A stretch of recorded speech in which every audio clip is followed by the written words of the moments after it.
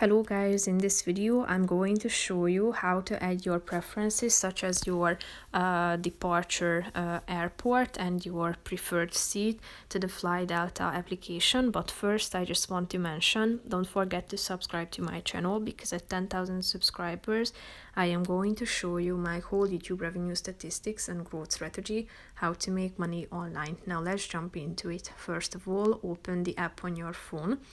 After that, you should tap on the account button down below in the left side corner of the screen. Then you should go to the top, slide to the right side till you find the profile section, tap on it. And then you should scroll down to the preferences section below. Here, first of all, you should click on the add button, departure home airport, select your departure airport. You should type in either the name of your city or the airport. After that, you should select the seat type. If you tap on the add button, you will be able to do so. Here you can find aisle or window. Click on the save button to save your flight preferences.